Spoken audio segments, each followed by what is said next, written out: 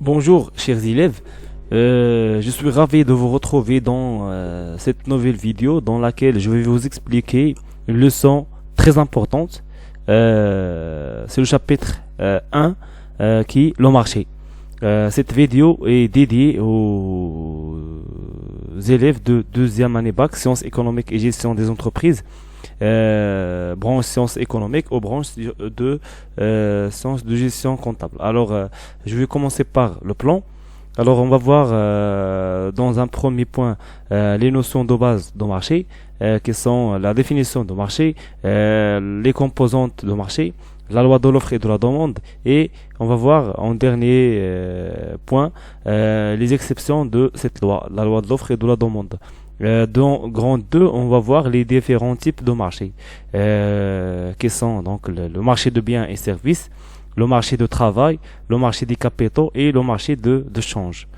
Alors, je vais commencer par les notions de base.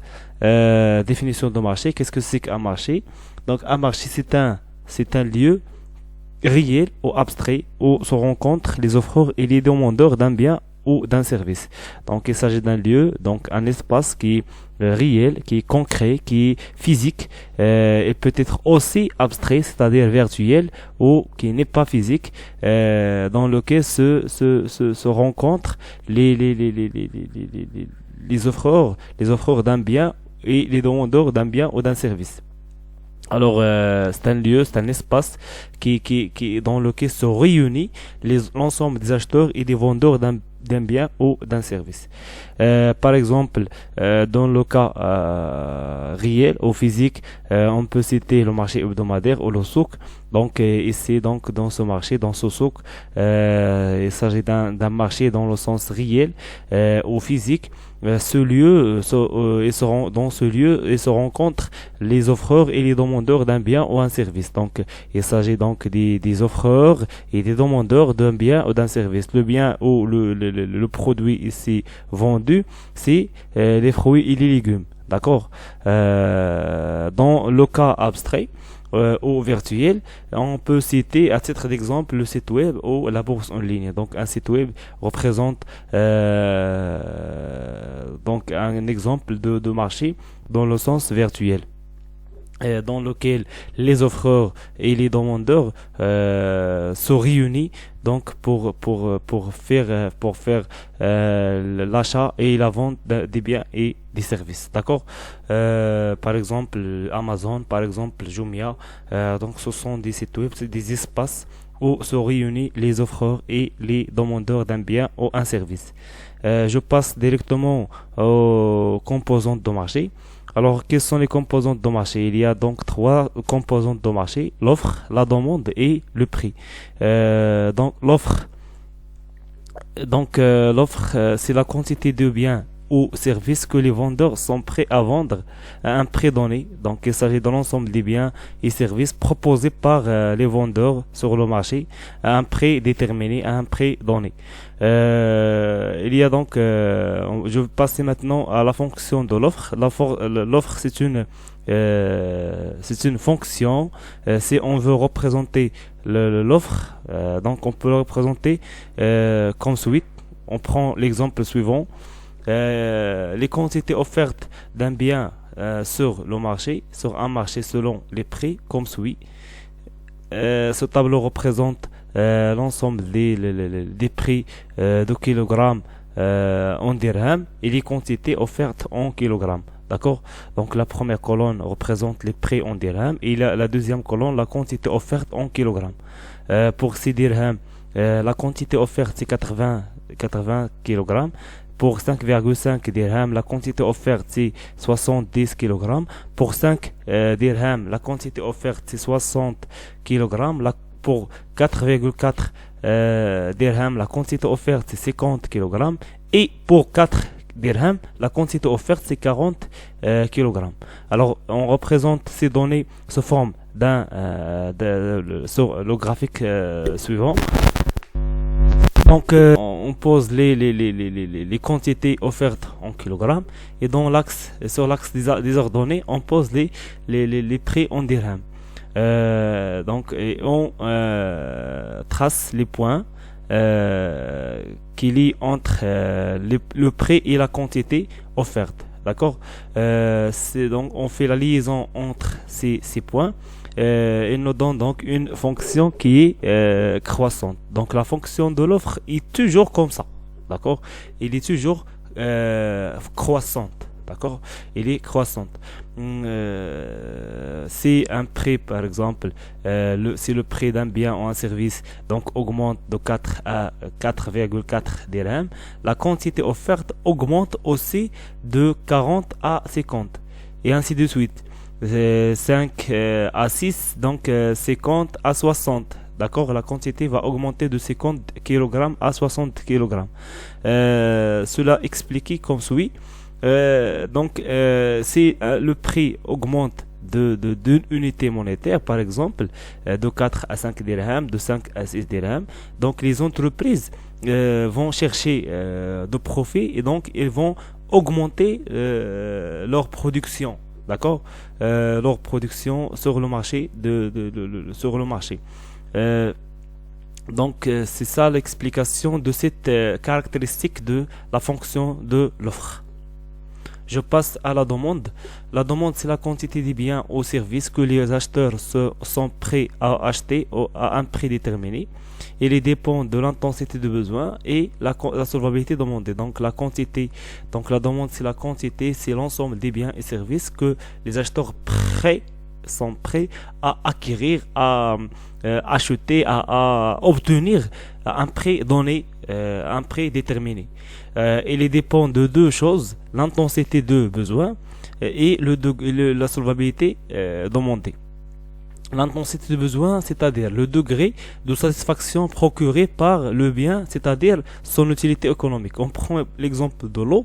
L'eau, elle a une intensité très importante. Le besoin de l'eau est intense par rapport aux autres biens ou services. Alors, donc la demande sur ce bien, il est importante aussi.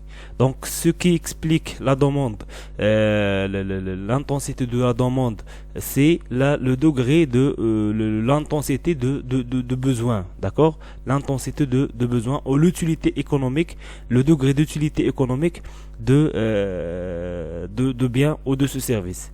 Et la solvabilité demandée, c'est-à-dire l'acheteur doit avoir un revenu suffisant pour exprimer une demande solvable. Donc, même si on a besoin d'un bien ou un service, si on n'a pas la solvabilité, si on n'a pas les moyens pour payer ce bien ou ce service, on ne peut pas l'acheter, on ne peut pas l'obtenir, d'accord? Alors, la solvabilité demandée, c'est un élément très très important pour déterminer la demande, d'accord? Alors, comme l'offre, la demande, c'est une fonction. On prend l'exemple suivant pour voir la fonction de la demande. Les quantités demandées d'un produit sur un marché selon les prix sont comme suit. Alors, dans la première colonne, il y a donc les prix de kilogrammes en dirhams, et dans la deuxième colonne, on a la quantité demandée en kilogrammes. Pour 6 dirhams, la quantité demandée c'est 40. Pour 5,5 dirhams, la quantité demandée c'est 50 kg. Pour 5 dirhams, la quantité demandée c'est 60 kg. Pour 4,4 dirhams, la quantité demandée c'est 70 kg. Et pour 4 dirhams, la quantité demandée c'est 80 kg. On représente ces données sur le graphique suivant. Alors, la même chose, donc, comme l'offre. Dans l'axe abscisse, on pose les quantités en kilogrammes, les quantités ici demandées, d'accord, et les quantités et l'axe, et sur l'axe des ordonnées, on pose les prix en dirhams, d'accord. Alors on lit entre les prix et les quantités, ça nous donne donc une fonction qui est décroissante, comme vous voyez ici. Donc la fonction de la demande, c'est une fonction qui est décroissante. Donc une diminution de prix, ça va augmenter ça va engendrer une augmentation de la quantité de ce bien ou de service. D'accord? La quantité, c'est-à-dire la quantité demandée. D'accord? Et une augmentation, à l'inverse, une augmentation de prix d'un bien ou d'un service va engendrer donc une diminution de la quantité demandée d'un bien, de ce bien ou de ce service. Une relation qui est inverse, ce n'est pas positif. Donc c'est une relation qui est inverse. Donc une augmentation de prix, ça va engendrer une diminution de la quantité demandée. Donc c'est une relation qui est inverse, d'accord? Inverse entre les quantités demandées et les prix des biens et services.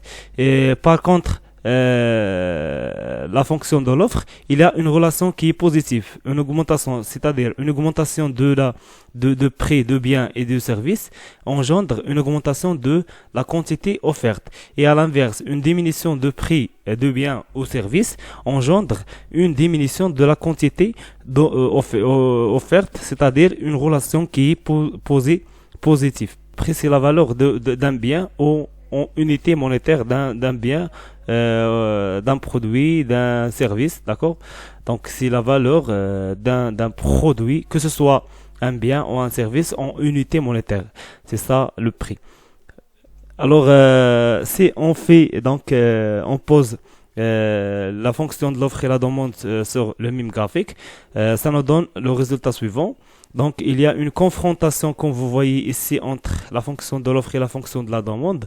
Cette confrontation nous donne donc un prix d'équilibre ou un prix de marché et la quantité d'équilibre sur le marché.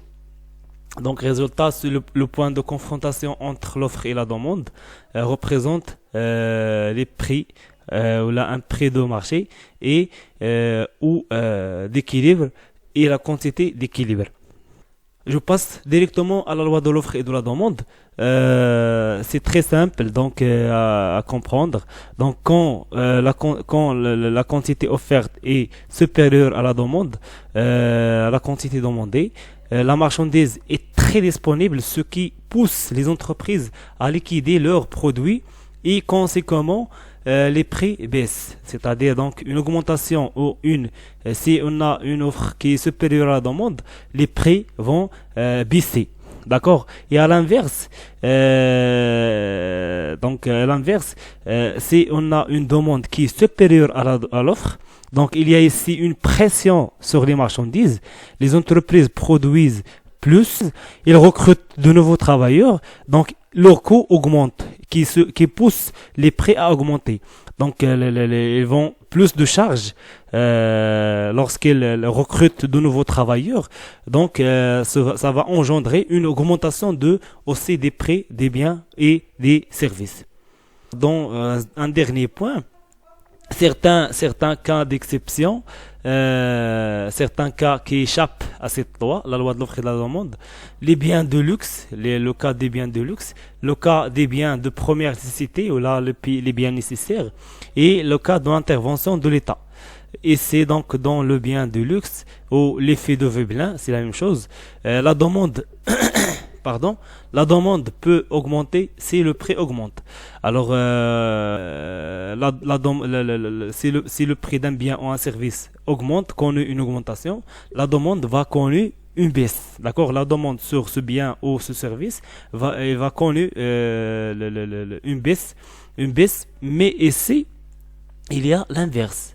Donc, pour les biens de luxe, même si le prix de ce bien ou de ce service il connaît une augmentation, donc sa demande, la demande sur ce bien augmente, à l'inverse de la loi de l'offre et de la demande. Donc c'est le cas des biens de luxe.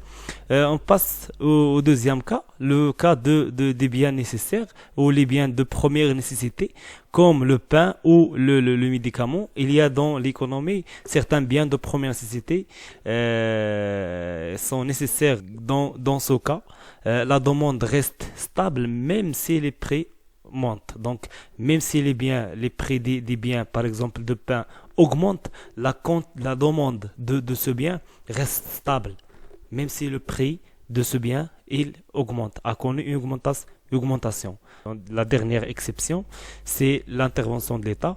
Lorsque l'État intervient par les subventions, par exemple, cela engendre une stabilité de prix des biens et services. Et donc, dans le cas des subventions, dans les cas des prêts plafonds ou des planchers, ou de la régulation.